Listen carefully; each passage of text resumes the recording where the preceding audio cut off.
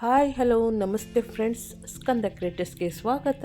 ಎಲ್ಲರೂ ಹೇಗಿದ್ದೀರಾ ಫ್ರೆಂಡ್ಸ್? ನಾನಿವತ್ತು ನಿಮಗೆ ನಮ್ಮ ಅಜ್ಜಿ ಹೇಳಿಕೊಟ್ಟಂತಹ ರೆಸಿಪಿ ಪುಳಿಯೋಗರೆ ಗೊಜ್ಜನ್ನು ಮನೆಯಲ್ಲೇ ಸುಲಭವಾಗಿ ರುಚಿಯಾಗಿ ಹೇಗೆ ಮಾಡೋದು ಅನ್ನೋದನ್ನು ತೋರಿಸ್ಕೊಡ್ತಾ ಇದ್ದೀನಿ. ಬನ್ನಿ. ಈ ಪುಳಿಯೋಗರೆ ಗೊಜ್ಜು ಹಬ್ಬ ಹರಿದಿನಗಳಿಗೆ ಹಾಗೂ ಪೂಜೆ ಪುರಸ್ಕಾರಗಳಿಗೆ, ಮಕ್ಕಳಿಗೆ ಟಿಫನ್ ಬಾಕ್ಸು, ಲಂಚು, ಡಿನ್ನರು ಯಾವುದಕ್ಕೆ ಬೇಕಾದರೂ ಸಂಜೆ ಟೈಮು ಮಕ್ಕಳು ಹಸ್ಕೊಂಡು ಬಂದಾಗ ಸ್ಕೂಲಿಂದ ತಿನ್ನೋಕ್ಕೂ ಕೂಡ ಚೆನ್ನಾಗಿರುತ್ತೆ. ಹಾಗೂ ಎಲ್ಲರೂ ಟ್ರಾವೆಲ್ ಹೋಗುವಾಗಲೂ ಈ ಪುಳಿಯೋಗರೆ ಗೊಜ್ಜು ಮಾಡಿಟ್ಕೊಂಡ್ರೆ ಅತಿ ಅನುಕೂಲವಾಗಿ 6 ತಿಂಗಳವರೆಗೆ ಶೇಖರಣೆ ಮಾಡಿ ಇಟ್ಕೋಬೋದು. ಇಂಥ ಪುಳಿಯೋಗರೆ ಗೊಜ್ಜನ್ನು ಮಾಡೋಕ್ಕೆ ಏನೆಲ್ಲ ಐಟಮ್ಸ್ ಬೇಕು ನೋಡೋಣ ಬನ್ನಿ. 3 ಚಮಚದಷ್ಟು ಸಾಸಿವೆ, 1 ಚಮಚದಷ್ಟು ಮೆಣಸು, 3-4 ಸ್ಪೂನಷ್ಟು ಜೀರಿಗೆ. ಇಲ್ಲಿ ಸ್ವಲ್ಪ ಜೀರಿಗೆ ಜಾಸ್ತಿ ತೊಗೋಬೇಕು. ಹಾಗೆ ಮೆಂತ್ಯ ತೊಗೊಂಡಿದ್ದೀನಿ 3 ಸ್ಪೂನಷ್ಟು. ಹೀಗೆ ಇಷ್ಟು ಐಟಮ್ನ ತೊಗೊಂಡು ಹೀಗೆ ಒಂದೊಂದಾಗಿ ಡ್ರೈ ಆಗಿ ಹುರಿದು ಪೌಡ್ರ್ ಮಾಡ್ಕೋಬೇಕು. ಜೀರಿಗೆ, ಮೆಣಸು, ಮೆಂತ್ಯ ಹಾಗೂ ಸಾಸಿವೆ ಇಷ್ಟನ್ನು ನಾವು ಡ್ರೈ ಆಗಿ ಹುರ್ಕೊಂಡು ಒಂದೊಂದಾಗಿ ಈ ರೀತಿ ಪೌಡ್ರನ್ನ ನೀರನ್ನು ಬೆರೆಸಬಾರ್ದು. ಮಿಕ್ಸಿ ಜಾರಲ್ಲಿ ಹೀಗೆ ಡ್ರೈ ರೋಸ್ಟ್ ಮಾಡಿ ಪೌಡ್ರ್ ಮಾಡಿ ಇಟ್ಕೋಬೇಕು. ನೆಕ್ಸ್ಟ್ ಇಲ್ಲಿ ನಾನು ಚಿಕ್ಕ ಗ್ಲಾಸಲ್ಲಿ 1 ಗ್ಲಾಸು ಕಡಲೆನ ತೊಗೊಂಡು ಹುರಿಗಡಲೆನ ಈ ರೀತಿ ಸಣ್ಣದಾಗಿ ಪೌಡ್ರ್ ಮಾಡಿ ಇಟ್ಕೊಂಡಿದ್ದೀನಿ. ಇದಕ್ಕೂ ಕೂಡ ನೀರನ್ನು ಬೆರೆಸಬಾರ್ದು. ನೆಕ್ಸ್ಟ್ ಇಲ್ಲಿ ನೆಲಗಡಲೆ ಬೀಜ ಅಂದರೆ ಶೇಂಗವನ್ನು ಹೀಗೆ ಕಬ್ಬಿಣದ ಕವಲಿ ಮೇಲೆ ಹುರಿದಿಟ್ಕೊತಾ ಇದ್ದೀನಿ. ಇದರ ಪೌಡ್ರನ್ನ ಪುಳಿಯೋಗರೆ ಗೊಜ್ಜಿಗೆ ಹಾಕಿದ್ರಂತೂ ಸಖತ್ತು ಟೇಸ್ಟ್ ಕೊಡುತ್ತೆ. ನೀವು ಅಯ್ಯಂಗಾರ್ ಪುಳಿಯೋಗರೆ ಅಥವಾ MTR ಪುಳಿಯೋಗರೆ ತಂದು ತಿಂದಿರ್ತೀರ, ಅದಕ್ಕಿಂತ ಹೆಚ್ಚಿನ ರುಚಿ ಮನೆಯಲ್ಲೇ ಶುಚಿಯಾಗಿ ಮಾಡ್ಕೋಬೋದು. ಈ ರೀತಿ ಮಾಡ್ಕೊಳ್ಳಿ. ಮತ್ತು ನೆಕ್ಸ್ಟ್ ಇಲ್ಲಿ 1/4 kg ಹುಣಸೆ ಹಣ್ಣನ್ನು ತೊಗೊಂಡಿದ್ದೀನಿ, ಮನೆಯಲ್ಲೇ ಬೆಳೆದಂಥ ಹುಣಸೆ ಹಣ್ಣು. ಈ ಹುಣಸೆ ಹಣ್ಣನ್ನು ಬಿಸಿ ನೀರಲ್ಲಿ ಹೀಗೆ ನೆನೆಯಿಕ್ಕಿದ್ದೀನಿ. ನೆನೆಸಿ ಅದನ್ನು ಹುಳಿಯನ್ನು ಸಪ್ರೇಟ್ ಮಾಡಬೇಕು. ಬೀಜ ಮತ್ತು ಕಸ ಇದ್ದದ್ದನ್ನು ಸಪ್ರೇಟ್ ಮಾಡ್ಕೋಬೇಕು. ನೋಡಿಲಿ ಹೀಗೆಲ್ಲ ಪೇಸ್ಟ್ ಮಾಡಿ ಇಟ್ಕೊಂಡಿರೋಂಥ ಪೌಡ್ರುಗಳು ಕಡಲೆ ಬೀಜದ ಪೌಡ್ರು ಮತ್ತು ಹುರಿಗಡಲೆ ಪೌಡರು ಮತ್ತು ಸಾಸಿವೆ, ಜೀರಿಗೆ, ಮೆಂತ್ಯ ಮತ್ತು ಇದನ್ನು ಹಾಕಿ ಪೌಡ್ರ್ ಮಾಡಿದ್ವಲ್ಲ ಅದೊಂದು 3 ಥರ ಪೌಡ್ರನ್ನ ನಾವಿಲ್ಲಿ ಡ್ರೈ ಪೌಡ್ರುಗಳನ್ನ ಮಾಡ್ಕೊಂಡಿದ್ದೀವಿ. ಪುಳಿಯೋಗರೆಗೆ ಇಷ್ಟು ಬೇಕು. ಇದು ಒಗ್ಗರಣೆಗೆ ಅಂತ ಇಟ್ಕೊಂಡಿರೋಂತಹ ಕಡಲೆಬೀಜ. ಒಂದಷ್ಟು ಕಡಲೆಬೀಜನ ನಾವಲ್ಲೇ ಪೌಡ್ರ್ ಮಾಡಿ ಇಟ್ಕೊಂಡಿದ್ದೀನಿ. ಇದು ಚಿಲ್ಲಿ ಪೌಡರು ಅಂದರೆ ಖಾರಕ್ಕೆ ಬೇಕಲ್ಲ, 1 ಸ್ಪೂನಷ್ಟು. ನಿಮಗೆ ಎಷ್ಟು ಖಾರ ಬೇಕೋ ಅಷ್ಟು ಉಪಯೋಗಿಸ್ಕೋಬೇಕಾಗುತ್ತೆ. ಈಗ ನಾನಿಲ್ಲಿ ಹುಣಸೆ ರಸವನ್ನು ಬೇರ್ಪಡಿಸಿದ್ದನ್ನು ಇಲ್ಲಿ ಒಂದು ಪಾತ್ರೆಯನ್ನು ಗ್ಯಾಸ್ ಸ್ಟವ್ ಮೇಲೆ ಇಟ್ಟು ಹುಣಸೆ ರಸವನ್ನು ಬೇಯೋಕ್ಕೆ ಅಂತ ಇಟ್ಟಿದ್ದೀನಿ. ಇದರಲ್ಲಿ ಇರುವಂತಹ ಹಸಿ ವಾಸನೆ ಹೋಗೋವರೆಗೂ ಚೆನ್ನಾಗಿ ಕುದಿ ಬರುವವರೆಗೂ ಹುಣಸೆ ರಸ ಬೇಯಬೇಕು. ನಂತರ ಇದಕ್ಕೆ ಬೇರೆ ಒಗ್ಗರಣೆಯನ್ನು ಕೊಟ್ಟು ಪುಳಿಯೋಗರೆನ ಮಾಡ್ಕೋಬೇಕು.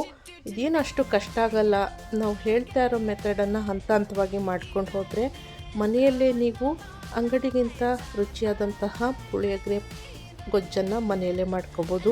ಈಗ ಚೆನ್ನಾಗಿ ಕುದಿ ಬರ್ತಾ ಇದೆ.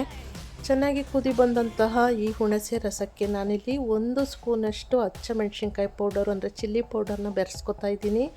ಖಾರಕ್ಕೆ ನಿಮಗೆ ಹೆಚ್ಚು ಖಾರ ಬೇಕು ಅಂದರೆ ಇನ್ನೂ ಹೆಚ್ಚು ಪೌಡರು 1-2 ಸ್ಪೂನು 3 ಸ್ಪೂನು ಹಸಿಮೆಣಸಿನ್ಕಾಯಿ ಪೌಡ್ರು ಹಾಕ್ಕೋಬೋದು. ಇಲ್ಲಿ ಮನೆಯಲ್ಲಿ ಮಕ್ಕಳೆಲ್ಲ ಇದ್ದರೆ ಹೆಚ್ಚು ಖಾರ, ಗೊಜ್ಜೆಲ್ಲ ಖಾರ ಬೇಕಾಗಲ್ಲ. ಹಾಗಾಗಿ 1 ಸ್ಪೂನ್ ಹಾಕ್ಕೊಂಡಿದ್ದೀನಿ ನಾನು. ನೆಕ್ಸ್ಟು ಅದು ಹುಳಿ ಚೆನ್ನಾಗಿ ಬೇಯಿತು, ಅದಕ್ಕೆ ಖಾರ ಹಾಕಿ ಬೇಯಿಸಾಯಿತು. ಇನ್ನು ಅದು ಕೆಲಸ ನೆಕ್ಸ್ಟ್ ಇದು ಒಗ್ಗರಣೆ ಕೊಡುವಂಥ ಕೆಲಸ. ಇದಕ್ಕೆ ಒಗ್ಗರಣೆ ಯಾವ ರೀತಿ ಮಾಡೋದು? ಸಪ್ರೇಟು ಒಂದು ಬಾಣಲಿ ಅಥವಾ ಬೋಸಿನ ಇಟ್ಕೊಬೇಕು. ಇದಕ್ಕೆ ಒಂದು 5-6 ಸ್ಪೂನ್ ಎಣ್ಣೆ ಹಾಕಬೇಕು. ಎಣ್ಣೆ ಸ್ವಲ್ಪ ಜಾಸ್ತಿನೇ ಹಾಕಬೇಕು, ಯಾಕಂದರೆ ಇದನ್ನು ನೀರೆಲ್ಲ ಹಾಕಿ ಬೇಯಿಸೋಲ್ಲ. ಪುಳಿಯೋಗರೆ ಗೊಜ್ಜನ್ನು ಎಣ್ಣೆಯಲ್ಲೇ ಚೆನ್ನಾಗಿ ರೋಸ್ಟ್ ಆದರೆ ಸುಮಾರು 6 ತಿಂಗಳವರೆಗೂ ಕೂಡ ಈ ಪುಳಿಯೋಗರೆ ಗೊಜ್ಜನ್ನು ಇಟ್ಕೊಂಡು ತಿನ್ಬೋದು. ನೋಡಿ ಈ ರೀತಿ ಎಣ್ಣೆ ಕಾದ್ಮೇಲೆ ನಾನೀಗ ಸಾಸಿವೆ ಕಾಳನ್ನು ಒಗ್ಗರಣೆಗೆ ಹಾಕೋತಾ ಇದ್ದೀನಿ. ಸಾಸಿವೆ ಎಲ್ಲ ಚೆನ್ನಾಗಿ ಸಿಡಿದ ಮೇಲೆ ಕರಿಬೇವು ಸೊಪ್ಪನ್ನು ಹಾಕೋತಾ ಇದ್ದೀನಿ. ಇದಕ್ಕೆ ಕರಿಬೇವು ಸೊಪ್ಪು ತುಂಬ ಒಳ್ಳೆಯದು, ಅಡುಗೆಗೆಲ್ಲ ಚೆನ್ನಾಗಿ ಉಪಯೋಗಿಸ್ತಾ ಇರಿ ಯಾವಾಗವಾಗ. ನೆಕ್ಸ್ಟ್ ನಾನಿಲ್ಲಿ ಒಣಮೆಣ್ಸಿನ್ಕಾಯಿನ ಒಗ್ಗರಣೆಗೆ ಹಾಕೋತೀವಿ. ಒಣಮೆಣ್ಸಿನ್ಕಾಯಿನೂ 1-2-3 ಹಾಕ್ಕೊಂಡ್ರಾಯಿತು. ಹೆಚ್ಚು ಬೇಕು ಅನ್ನೋರು ಇಲ್ಲಿ ಬ್ಯಾಡಿಗೆ ಮೆಣಸಿನ್ಕಾಯಿನೂ ಕೂಡ ಹಾಕೋತಾರೆ. ಕಲರ್ ಎಲ್ಲ ಚೆನ್ನಾಗಿ ಬರಬೇಕು ಅಂದರೆ ಅದನ್ನು ಕೂಡ ಹಾಕೋತಾರೆ.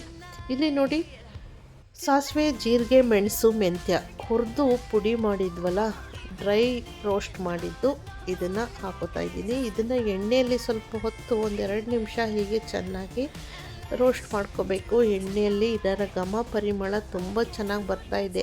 ಮೆಂತ್ಯ, ಜೀರಿಗೆ, ಸಾಸಿವೆ ಮತ್ತು ಮೆಣಸಿನ ಪರಿಮಳ. ಇದನ್ನು ಹೀಗೆ ಹುರ್ಕೊಂಡಾದ್ಮೇಲೆ ನೆಕ್ಸ್ಟು ನಾವಿಲ್ಲಿಗೆ ನೋಡಿ, ಇದೆಲ್ಲ ಚೆನ್ನಾಗಿ ಬೆಂದ ಮೇಲೆ ಕಡಲೆ ಬೀಜನ ಎಕ್ಸ್ಟ್ರಾ ಅಂದರೆ ಸ್ವಲ್ಪ ಎತ್ತಿಟ್ಟಿದ್ವಲ್ಲ ಒಗ್ಗರಣೆಗೆ ಅಂತ, ಅದನ್ನು ಹಾಕ್ಕೊಳ್ಳೋಣ. ಕಡಲೆ ಬೀಜನ ಹಾಕಿ ಹೀಗೆ ಸ್ವಲ್ಪ ಹೊತ್ತು ರೋಸ್ಟ್ ಆದಮೇಲೆ ನೆಕ್ಸ್ಟು ನಾವಿಲ್ಲಿ ಬೆಂದಂತಹ ಹುಳಿ ನೋಡಿ, ಹುಣಸೆ ಹಣ್ಣು ಹುಳಿ ಚೆನ್ನಾಗಿ ಬೆಂದು ಹೇಗೆ ತಿಕ್ಕಾಗಿದೆ, ಗೊಜ್ಜು ಟೈಪ್ ಆಗಿದೆಯಲ್ಲ, ಈ ಹುಳಿನ ಇದಕ್ಕೆ ಬೆರೆಸ್ಕೊತಾ ಇದ್ದೀವಿ. ಇದಕ್ಕೆ ಹಸಿಮೆಣ್ಸಿನ್ಕಾಯಿ ಪೌಡರು ಹಾಗೂ ಹುಣಸೆ ಹಣ್ಣಿನ ರಸ ಹಾಕಿ ಚೆನ್ನಾಗಿ ಕುದಿಸಿದ್ದು ನೋಡಿ. ಇವಾಗ ಅದೇ ಹುಳಿನ ಹಾಕ್ಕೊಂಡು ಇವಾಗ ಬೇಯಿಸ್ತಾ ಇದ್ದೀವಿ. ಇದಕ್ಕಾಲೆ ಡ್ರೈ ಮಾಡ್ಕೊಂಡಿರೋಂಥ ಪೌಡರು ಮತ್ತು ಹುಳಿ ಈ ರೀತಿ ಹಾಕಿದ್ದೀವಿ. ನೆಕ್ಸ್ಟು ನಾವಿಲ್ಲಿ ಡ್ರೈ ಮಾಡ್ಕೊಂಡಿರೋಂತಹ ಕಡಲೆ ಹಾಗೂ ಕಡಲೆ ಬೀಜದ ಪೌಡರು, ಹುರಿಗಡಲೆ ಹಾಗೂ ಕಡಲೆ ಬೀಜದ ಪೌಡರ್ನ ಸೇರಿಸ್ಕೊಳ್ಳೋಣ. ಹೀಗೆ ಸೇರಿಸ್ಕೊಂಡು ಇದು ಎಣ್ಣೆ ಮತ್ತು ಹುಣಸೆ ಹುಳಿಲೇ ಕೂಡ ಈ ರೀತಿ ಬೇಯಬೇಕು. ತುಂಬ ಪರಿಮಳ ಬರ್ತಾ ಇದೆ. ಇದು ಶೇಂಗಾ ಅಂದರೆ ಕಡಲೆ ಬೀಜದ ಪೌಡರು, ಅದು ಕೂಡ ಹಾಕಿ ಟೇಸ್ಟ್ ಅಂತೂ ಸಖತ್ತಾಗಿ ಬರುತ್ತೆ.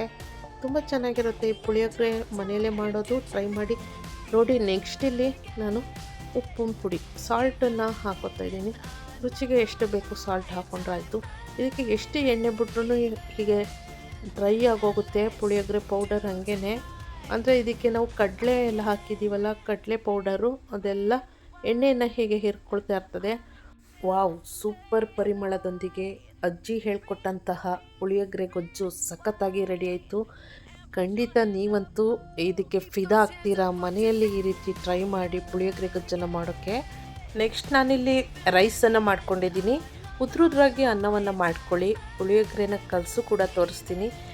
ಇದಕ್ಕೆ ಒಗ್ಗರಣೆ ಬೇಕಲ್ಲ, ಅಂದರೆ ಕಾಳುಗಳನ್ನ ಹಾಕ್ಕೊಳ್ಳೋಣ. ಗ್ರೈನ್ಸಲ್ಲಿ ಹೆಚ್ಚು ಪ್ರೋಟೀನ್ ಇರುತ್ತೆ. ಉದ್ದಿನಬೇಳೆ, ಕಡಲೆಬೇಳೆ, ಕಡಲೆಬೀಜ ಈ ರೀತಿ ಎಲ್ಲ ಹಾಕ್ಕೊಳ್ಳೋಣ. ಈಗ ನಾನು ಒಂದು ಚಿಕ್ಕ ಬಾಣಲಿ ಇಟ್ಟು ಆ ಚಿಕ್ಕ ಬಾಣಲಿಗೆ ಎಣ್ಣೆಯನ್ನು ಹಾಕ್ಕೊಂಡಿದ್ದೀನಿ. 1 ಸ್ಪೂನ್ ಎಣ್ಣೆ ಹಾಕ್ಕೊಳ್ಳಿ ಸಾಕು. ಪುಳಿಯೋಗರೆ ಗೊಜ್ಜಲ್ಲೇ ಎಣ್ಣೆ ಇರುತ್ತೆ.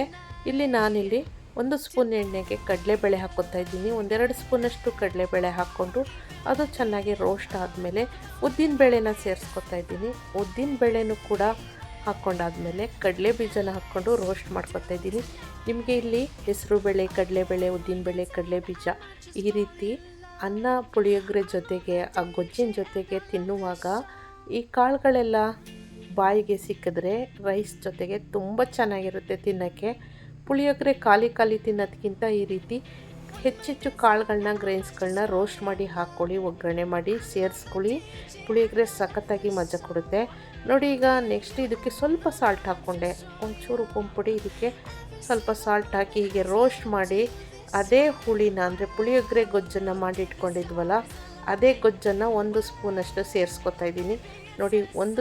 ಒಬ್ಬರಿಗೆ ಒಂದು ಟೈಮ್ಗೆ 1 ಸ್ಪೂನಷ್ಟು ಸಾಕಾಗುತ್ತೆ ಪುಳಿಯೋಗರೆ ಗೊಜ್ಜು. 1 ಸ್ಪೂನಷ್ಟು ನಾನು ಹಾಕ್ಕೊಂಡು ಇದೇ ಕಾಳು ಜೊತೆಗೆ ರೋಸ್ಟ್ ಮಾಡಿಕೊಂಡು ಈಗಾಗಲೇ ರೆಡಿ ಮಾಡಿ ಇಟ್ಕೊಂಡಿರೋಂಥ ರೈಸಿಗೆ ಮಿಕ್ಸ್ ಮಾಡ್ತಾಯಿದ್ದೀನಿ.